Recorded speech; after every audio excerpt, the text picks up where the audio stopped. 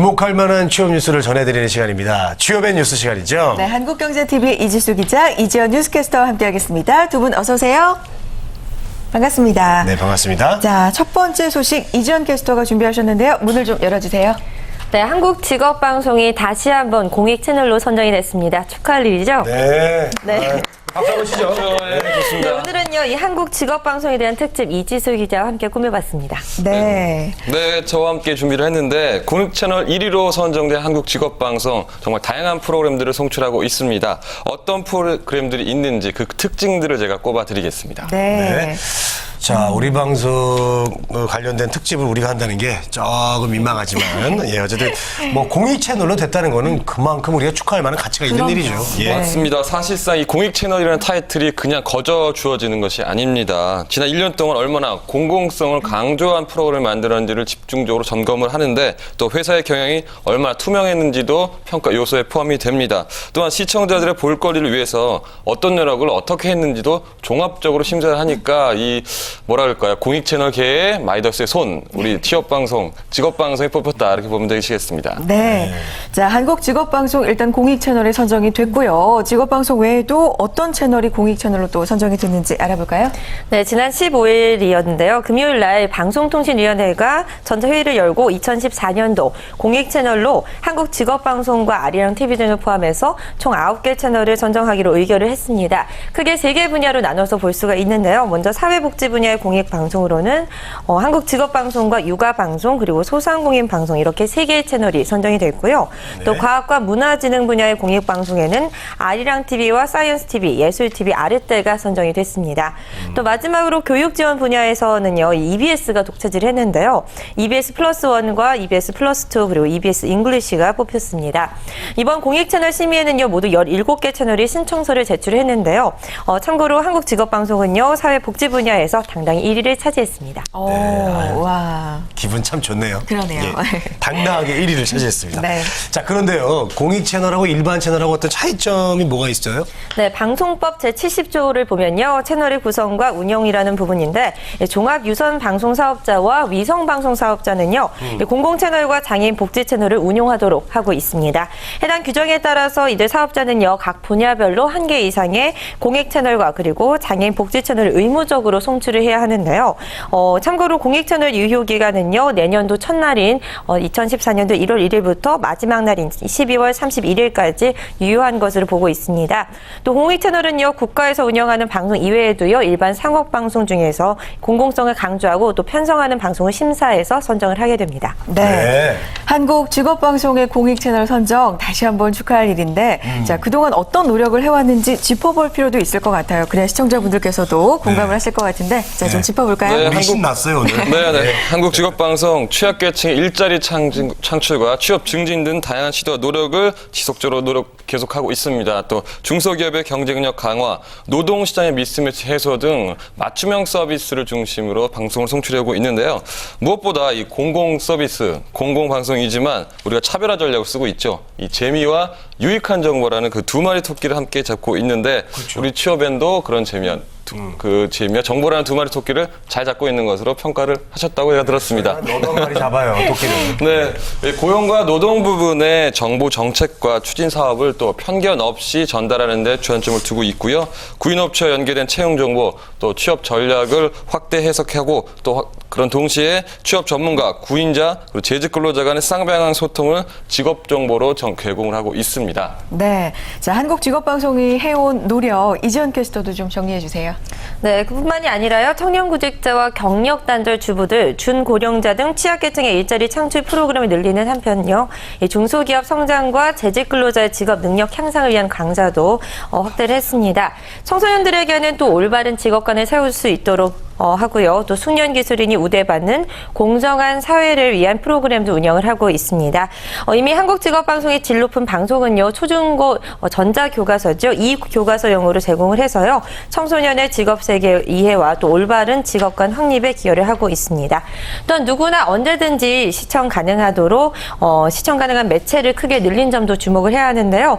TV로는 물론이고요. 직업방송 홈페이지에 접속을 하시면 인터넷으로 다시 보기도 가능하고요. 또 애플리케이션도 다운로드 받으면요 언제든지 24시간 무료 시청이 가능하다는 점 주목해 보셔야 되겠습니다. 네. 자, 공익 채널로 선정이 된 것도 정말 축하할 일이지만 네. 사회복지 분야에서 당당히 또 1위를 차지를 했잖아요. 네. 더욱더 그 이유에 대해서 들어볼 게 많을 것 같은데 이지수 기자 어떤 내용인가요? 네, 저는 이제부터는 취업방송, 그러니까 한국직업방송에서 어떤 방송들을 송출하고 있는지 그 프로그램들을 살펴보겠는데요. 네. 일단은 우리 한국직업방송은 개국 초기부터 일관되게 공공성과 재미를 강조하고 있습니다. 일단 첫 번째는 우리 취업엔 20, 30대 구직자를 위한 코너인데 네. 기자와 전문가들이 취업 뉴스와 채용 정보를 쉽게 전달을 하면서 그 미남미녀, 그 재치 넘치는 앵커들과 함께 아유, 또 얘기를 저희가 풀어가는 나오네요. 프로그램입니다. 이 정보와 흥미를 모두 잡고 있다고 볼 수가 있고요. 네. 특히 미남 기자와 미녀 뉴스캐스터가 함께 그럼요, 출연하는 그럼요. 취업의 뉴스 코너 구직자들을 위해서 그날그날 새로운 취업 관련 고용 관련 뉴스를 알기 쉽게 풀어주는데 그 일이 그렇게 쉬운 일이 아니었죠? 그렇습니다. 어떻게 뭐 잘 된 것 같죠? 네, 예, 아유, 쑥스러우면서도 자랑스럽고 또 예, 그러네요. 우리 취업의 네. 미모를 우리 저 홍선혜 씨가 책임을 지고. 아유, 이정 캐스터도 같이. 물론이고요. 네. 예, 저는 저 재미를 좀 많이 책임을 졌는데 네. 재밌었죠? 그럼요. 예. 네. 근데 좀 쑥스럽긴 해요. 예. 그래서 자랑스럽잖아요. 네. 그렇습니다. 자, 사회 취약계층을 위한 노력도 사실 우리가 계속하고 있잖아요. 그 맞아요. 내용도 좀 전해주세요. 잘할 거 좀 해줘야 네. 돼요. 예. 여성과 다문화 가정 등 이 취약계층을 위한 프로그램도 있습니다. 준마랄라의 도전, 사회 취약계층의 고용을 지원하는 이 대표적인 프로그램으로 손꼽히고 있는데요. 네. 이 제목에서 알 수가 있습니다. 준마렐라의 도전, 준마렐라. 그러니까 아, 기혼 준마. 여성들을 위한 그렇죠. 취업 정보, 채용 정보를 알기 쉽게 전달해서 이 상당한 기혼 그 주부 팬들을 확보하고 있는데 이 주 시청자인 그 아줌마들의 힘이라고 할까요? 또 거침없는 얘기로 이 재미를 주면서 정보도 전달할 수 있는 그런 프로그램으로 손꼽히고 있습니다. 그렇군요. 네. 예.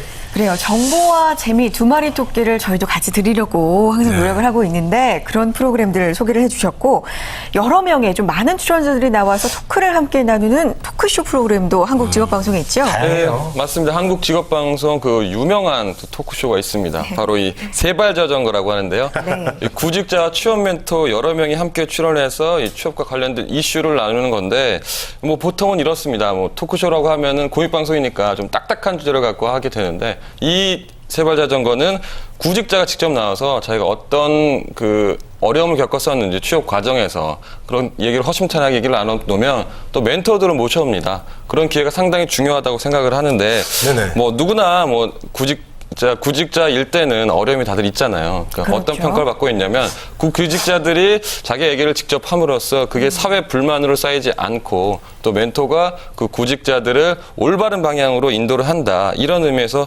굉장히 높은 점수를 얻었다고 합니다. 그러니까 자칫 갈등으로 번질 수 있는 사회 문제를 잘 해결했다고 평을 듣고 있는데 세발 자전거도 여러분께서 함께 지켜봐 주시길 바랍니다. 네. 네.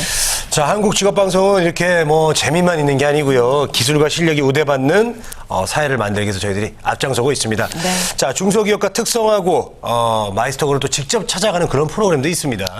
맞습니다. 이제 기술 중심의 사회, 실력이 인정받는 사회를 만들기 위한 노력도 우리 한국 직업방송에서 계속하고 있는데 그렇죠. 시청 대상을 확대를 해서 우리 이제 구직자뿐만 아니라 청소년들에게까지도 좋은 영향을 주는 프로그램으로 만나고 있는데 청소년들의 올바른 직업관을 세우고 또 숙련 기술이 우대받는 공정한 사회를 위한 만들기 위한 프로그램 제가 하나씩 설명을 해드리겠습니다. 네. 일단 그 작은 거인이라고 하면은 그 두 분께서는 어떤 기분이 드는지 어떤 느낌이 좀 말씀해 주실 수 있으시겠어요? 작은 거인요. 네. 체구는 작지만 뭐 강한 이런 느낌이 들죠. 그렇습니다. 규모는 작지만은 네. 뭐 그렇죠. 매출이 큰 그런 회사도 생각나고. 맞습니다. 그런 중소기업들을 찾아가서 그 구직자들에게 이 기업들이 어떤 기업이다라고 소개를 해주는 프로그램이 있습니다.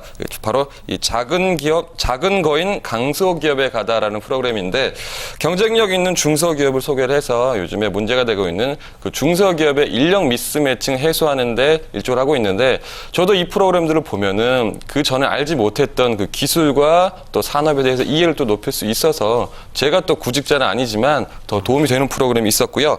또 요즘에는 고등학생들도 열심히 노력을 하고 있습니다. 그 기술 중립의 사회로 가기 위해서 노력을 하고 있는데 그 고등학생들은 그 기술 중심 사회 어떤 고등학교에 진학을 하는지 두 분 다 알고 계시죠? 그렇죠. 어떤 학교입니까? 기술고등학교, 과학기술고등학교도 있고요. 특성화고등학교잖아요. 그렇죠. 마이스터고등학교. 맞습니다. 네. 그 특성화고 마이스코를 직접 찾아가서 이번에 대상이 중학생까지 내려가겠네요. 그리고 또 학부모님들도 우리 아이들을 어떤 학교를 보내겠다 이런 걸 잘 알 수 있는 프로그램이 이 특성화 고등학교로 가다입니다. 역시 진로 선택에 있어서 새로운 길을 모색할 수 있는 대안을 제시하고 있고요. 또 그 가운데서 어떻게 취업으로 연결을 시킬 수 있는지 아이들 미래와 장래 또한 알아볼 수 있는 프로그램인데 또 이게 그 많은 학부모와 학생들이 굉장히 시청을 많이 한다고 해요. 그렇군요. 자, 취업의 뉴스 오늘은요. 한국직업방송이 공익 채널로 선정된 소식 자세하게 특집으로 꾸며서 준비를 해서 전해드렸습니다. 기쁘기도 하지만 한편으로는 책임감도 드는 것 같아요. 더 잘하겠다는 생각이 들고 있어요. 그럼요. 저희 취업엔도 앞으로도 더욱더 구직자 여러분에게 도움 드리는 정보 드리기 위해서 노력하도록 하겠습니다. 자, 지금까지 한국경제TV 이재수 기자, 이지연 뉴스캐스터와 함께했습니다. 두 분 고맙습니다.